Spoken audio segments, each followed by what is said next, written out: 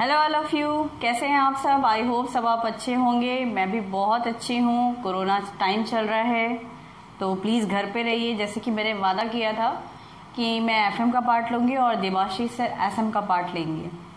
तो स्टार्ट करते हैं हम। प्रोफेशनल वर्ल्ड की दुनिया में स्वागत है आप सभी का। और हम स्टार्ट करने जा रहे हैं फाइनेंशियल मैनेजमेंट।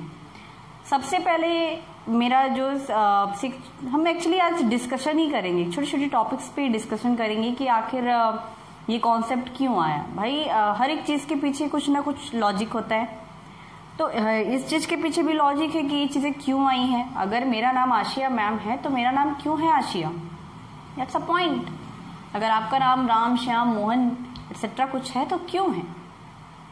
तो आज हमको यही बात करनी है कि आखिर हमारे बुक का जो नाम है वो फाइनेंशियल मैनेजमेंट क्यों है। जब हम बचपन में छोटे हुआ करते थे तो हम 11-12 पढ़ते थे। 11-12 में हमारा सब्जेक्ट हुआ करता था book keeping and accountancy, business studies, economics, science, social studies etcetera.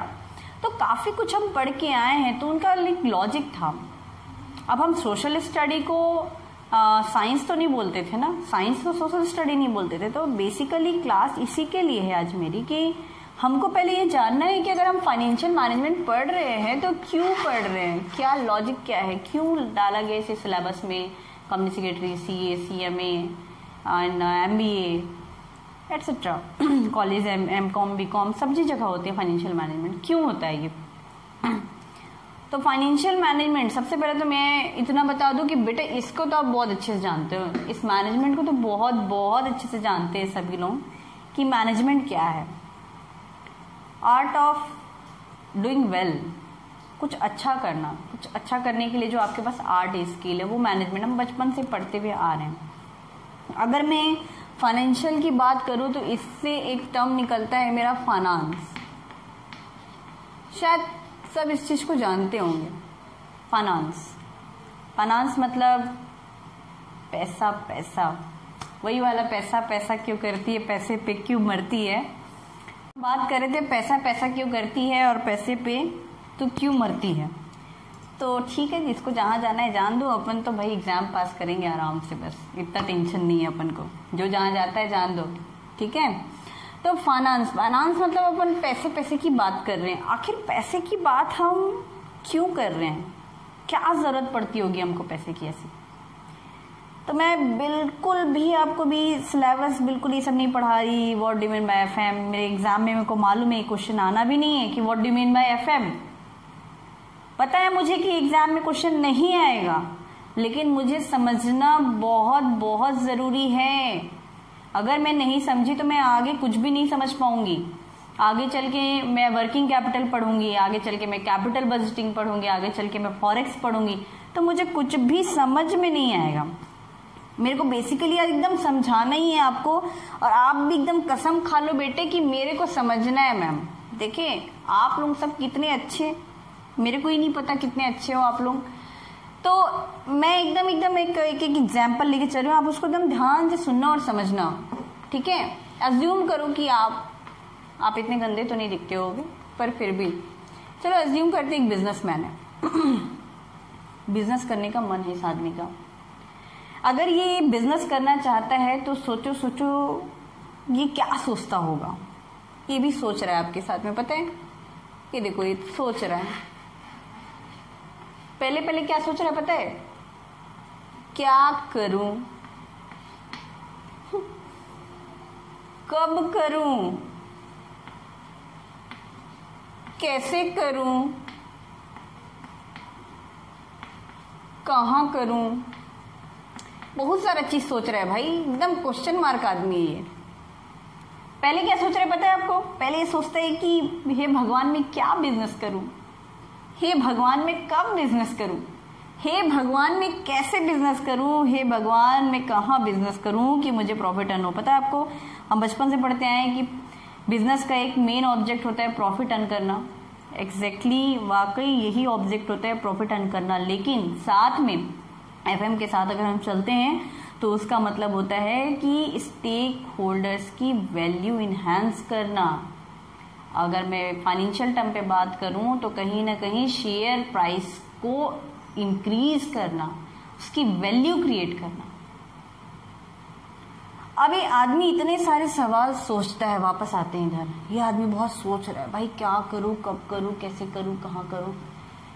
इसको बोलते हैं, इस स्टेज में ना ये प्लान कर रहे हैं, इसका मैनेजमेंट चल रहा है, बढ़िया प्लान कर रहा है ये आदमी। ठीक, अब प्लान हो गया, पता है क्या, ये सोचता है कि क्यों ना मैं कपड़े का बिजनेस करूं, क्लॉथ बिजनेस स्टार्ट करने का मन कर रहा है। अब ये जो क्लॉथ बिजनेस स्टार्ट करने का मन कर रहा है, इसके लिए इसको क्या क्या लगता होगा। मेरे हिसाब से, आप भी सोचो मेरे साथ साथ, इसको ना सबसे पहले बिल्डिंग चाहिए होगा, इक्विपमेंट्स चाहिए होगा, प्लांट वगैरह लगाएगा ये।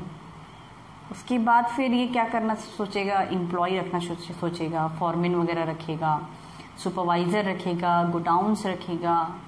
मतलब इसको अब जो जरूरत पड़ने वाली है वो जरूरत पड़ने वाली है फाइनेंस की। किसकी? हाँ जी हाँ, फाइनेंस की, पैसे की। इसको अब सिर्फ और सिर्फ पैसे की जरूरत पड़ने वाली है, क्योंकि इसने डिसाइड कर लिया कि इसको कौन सा बिजनेस स्टार्ट करना है, कौन सा बिजनेस रन करना है। इसने सारे चीज मैनेजमेंट देख ली अपने। अब ये सोच रहा है कि इसको स्टार्ट करने के लिए पैसा चाहिए। क्या चाहिए? पैसा चाहिए। अब ये पैसा लाएगा कहाँ से? पहला सवाल। पैसा चलो अरेंज भी, अगर ये कैपिटल के तौर पे पैसा लेके आता है बिजनेस के लिए। अब ये दूसरा सवाल खुद से कर रहा है कि मैं बिजनेस को कैरी कैसे करूंगा, कैरी आउट कैसे करूंगा, रन कैसे करूंगा। नहीं समझ में आया आपको बात? नहीं मैम, हम लोग को ऐसे समझ में नहीं आता, आप हमको ना अच्छा अच्छा डायग्राम बना बना के सिखाओ हमको। मैंने कहा ओके चलो। अब देखो भाई, ये गोडाउन था। मैम आप कितना गंदा ड्राइंग बनाते हो। थैंक यू बेटा। ये गोडाउन, इसका रेंट लगता होगा, इलेक्ट्रिसिटी लगता होगा, यहाँ पे भी गार्ड रहता होगा, इसकी एक फैक्ट्री बनेगी, यहाँ काम चलेगा, यहाँ पे भी सारे खर्च लगेंगे, खर्च तो हैं। अब इस फैक्ट्री को रन करने के लिए रॉ मटेरियल्स लगेंगे। रॉ मटेरियल कहाँ से लाना पड़ेगा? सप्लायर के पास से।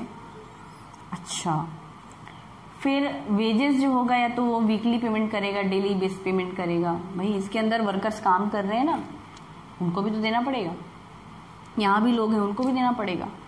मतलब इनको पैसा डेली चाहिए, इनको पैसा डेली साइकिल करने के लिए चाहिए। साइकिल करने का मतलब होता है कि एक सप्लायर से सामान रॉ मटेरियल लेके आए, उसको फिनिश गुड्स तक कन्वर्ट करेंगे, मतलब बेचने योग्य बनाना है उसको, फिनिश गुड्स तक कन्वर्ट करना, मतलब बीच का प्रोसेस आप समझ रहे हो। ये जो सप्लायर है, ये जो सामान है, ये जो रॉ मटेरियल है, ये जाके फैक्ट्री में वर्क कर रहे हैं। वर्क करने के बाद यहाँ पे इनको फैक्ट्री की कॉस्टिंग लगती होगी, एडमिनिस्ट्रेशन की कॉस्टिंग लगती होगी, सेलिंग डिपार्टमेंट बैठा के रखा होगा इन लोगों ने कि सेल करो भाई, सेल करो। और ये सेल करो वाले जो होंगे, तब जाके ये जो फिनिश गुड्स है वहां तक काम कर रहा है। मतलब अब मुझे पैसे मिलेंगे फाइनली कंज्यूमर के पास गुड्स बेचने के बाद, और वो जो पैसे मुझे मिलेंगे वो पैसे से फिर स्केल से वापस आऊंगी मैं, साइकिल से। पता है, कस्टमर से पैसे मिलेंगे, फिर सप्लायर को पेमेंट होगा, यहाँ के खर्चे चलेंगे। मतलब ऐसे करके मुझे डेली पैसा चाहिए, या मैं बोलूँ कि हर महीने चाहिए, या बोलूँ हर हफ्ते चाहिए, या कुल मिला के इसी को मैं एक लाइन में बोलूँ कि मेरे को बिजनेस को ऑपरेट करने के लिए पैसा चाहिए, डे टू डे अफेयर्स को ऑपरेट करने के लिए, डेली एक्टिविटी। अब ऐसा तो नहीं है ना कि एक बार बस ले आया सब सामान को, अब चलो बस फैक्ट्री में डाल देते हैं, सब सामान हो गया है, बन गया, साल भर का सामान बन गया, यस अब चलो बस बेचने जाना है, घर घर जाके बेच रहे हैं इधर उधर। ऐसा होगा क्या? आप खुद सोचो। फैक्ट्री को ऐसे बंद कर पाएंगे क्या? मतलब एक साल काम की, एक साल काम ही नहीं करना है अपन को। फैक्ट्री का रेंट दोगे, इम्प्लॉय कहाँ जाएंगे यहाँ वाले? कितने बार इम्प्लॉय लेके आओगे, कितने बार वेजेस, कितने बार वर्कर्स लेके आओगे? मेरी बात समझ रहे हैं? किसी किसी बच्चे के मन में ना सवाल आता होगा कि अरे एक ही बार सब काम कर लेते, मैम एक काम करो 10 साल का प्रोडक्शन कर दो। ऐसा नहीं है, ऐसा नहीं है, ऐसा नहीं हो सकता। बहुत सारी चीजें यहाँ पे। तो ये सप्लायर, यहाँ से फिनिश गुड्स, यहाँ से डेटर से पैसे कलेक्शन, ये आप समझ रहे, एक साइकिल चल रहा है, साइकिल। हाँ मैम हम लोग देख रहे हैं, एक साइकिल चल रहा है। इस साइकिल के लिए पैसे कहाँ से लाएंगे? यही पैसे, इसी के लिए तो मैनेजमेंट करना है। क्यों? कि सप्लायर को टाइम पे पेमेंट हो, कैसे पेमेंट करें, कैसा गुड्स बनाएं, कॉस्टिंग कैसे कम करें लेकिन क्वालिटी में कॉम्प्रोमाइज नहीं होना चाहिए, डेटर हम कस्टमर बेस कैसे बढ़ाएं, लार्ज कस्टमर बेस लेके आए और आगे प्रोडक्शन हो और काम हो। हमको एक यूनिट फैक्ट्री से दूसरी यूनिट बनानी है, दूसरी यूनिट से तीसरी यूनिट बनानी है, इंडिया के कोने कोने में हमको अपनी यूनिट्स डालनी है। मेरी बात समझ पा रहे हो आप? हमको आगे बढ़ने के लिए सोचना है। तो इन सब के लिए मुझे अरेंज करना पड़ेगा। ये मेरी डेली के काम है, डेली का ऑपरेशन है, डेली का मैनेजमेंट है। इसी को तो बोलते हैं वर्किंग कैपिटल, जो काम चल रहा है मेरा। ये सब हम बचपन में पढ़े थे ना, करंट एसेट, करंट लाइबिलिटी, ये डेटर्स वगैरह, इन्वेंट्रीज करंट एसेट्स में कवर होती थी, जो हमारे क्रेडिटर्स होते थे करंट लाइबिलिटीज में कवर होते थे। यही तो कर रहे हैं हम यहाँ पे। और क्या कर रहे हैं हम? अपने करंट लाइबिलिटीज को पैसे, ये जो लाइबिलिटीज इनको पैसे ही तो देने हैं। क्या कर रहे हैं हम? अल्टीमेट क्या कर रहे हैं हम? अपनी वर्किंग कैपिटल ही तो चला रहे हैं। इसके लिए मुझे चाहिए फाइनेंस, पैसे। और इसी का मैनेजमेंट जो मैंने किया बेटा, इसके लिए एक बहुत पढ़ा लिखा आदमी रखा जिसका नाम था फाइनेंस मैनेजर। वही तो मैनेज करेगा फाइनेंशियल मैनेजमेंट। बस इतना सा कॉन्सेप्ट होता है मैम ये फाइनेंशियल मैनेजमेंट। हाँ बेटे हाँ, बाकी की तो आप टेंशन ही मत लो कि मैम एग्जाम में कैसे आंसर ड्राफ्ट करूंगा, मैं क्या करूंगी, मेरे को समझ नहीं आता, कैसे लिखूंगी, क्वेश्चंस आएंगे। तो बेटा मैंने उसके लिए बहुत अच्छे नोट्स बना के रखे हैं जो आपको चैनल पे मिल जाएंगे। सो डोंट वरी, 5 में से 5 नंबर आपको मिलेंगे। एग्जाम में पक्का पक्का एक क्वेश्चन आएगा थ्योरी बेस्ड चैप्टर, जो आपका फर्स्ट वाला जो चैप्टर है उससे एक क्वेश्चन मस्त प्यारा सा बनाएंगे वो लोग, और वो क्वेश्चन आपका 5 मार्क्स का आएगा, जिसको मैं आपको और भी बस समझा रही हूँ यहाँ पे। मुझे पता है आप बहुत समझदार बच्चे हो, आप आराम से चीजों को याद कर लेते हो, समझ जाते हो, 5 में से 5 नंबर लेके भी आओगे। और लिटरली नोट्स इतने प्यारे बने हुए हैं कि आपको कोई भी दिक्कत नहीं आएगी। मैंने इतनी मेहनत की है कि बच्चे पास हो जाएं, अच्छे से पास हो जाएं, 5 में से 5 मार्क्स लेके आए, फुल्ली मार्क्स ऑब्टेन करें, ठीक है?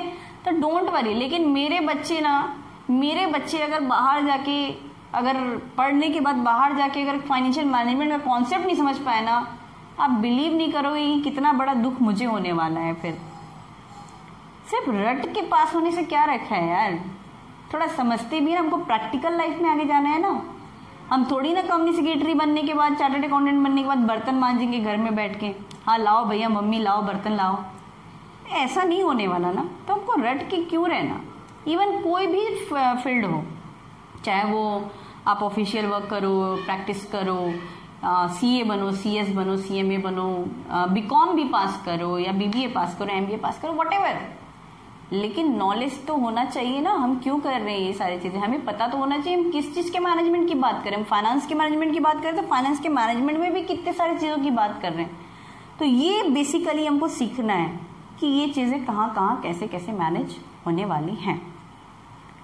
तो आज आप सीखेंगे इतना सा बात। नोट्स मैंने आपको दे दिए हैं, आप नोट्स को अच्छे से प्रिपेयर, मैंने बहुत अच्छे से प्रिपेयर किया है, आप उसे आराम से पढ़ेंगे, एक एक लाइन पढ़ेंगे। फिर हम नेक्स्ट क्लास में डील करेंगे हम वर्किंग कैपिटल मैनेजमेंट की। हमको वर्किंग कैपिटल को कैसे मैनेज करना है, जो करंट एसेट्स, करंट लाइबिलिटीज हैं। मैं यहाँ आपको इसलिए कुछ भी नहीं बता रही कि working capital is equal to बेटा current asset minus current liability, वो क्यों, वो हम डिस्कस करेंगे वर्किंग कैपिटल के चैप्टर पे। तो डेली कंसिस्टेंट होके पढ़ाई कीजिए प्लीज। पक्का पक्का आपका एग्जाम अच्छे मार्क्स से निकलेगा। एग्जाम तो निकलेगा ही। जो बच्चे ये सोचते हैं कि बस 40 नंबर ला के एग्जाम निकालना है, बहुत गलत सोचते हैं, और ऐसा सोचना बिल्कुल गलत है मेरे हिसाब से। एग्जाम तो निकलेगा, 40 नंबर तो आ ही जाते हैं, लेकिन हमको उसके और आगे सोचना है और अच्छे मार्क्स ऑब्टेन करने के लिए सोचना है, ठीक है? क्योंकि मैं आपको याद दिला दूं कि एग्रीगेट नाम का भी कोई वर्ड है हमारे लिए, तो मैं वहाँ डरा नहीं रही आपको। मैं ये बोलना चाह रही हूँ कि अगर हम प्रैक्टिकल सब्जेक्ट पढ़ रहे हैं तो प्रैक्टिकल सब्जेक्ट में कुछ और अच्छा कर सकते हैं, ठीक है? तो बने रहिए हमारे साथ, देखते रहिए प्रोफेशनल वर्ल्ड की दुनिया। तब तक मिलते हैं हम नेक्स्ट क्लास में वर्किंग कैपिटल मैनेजमेंट के साथ। Okay, bye bye.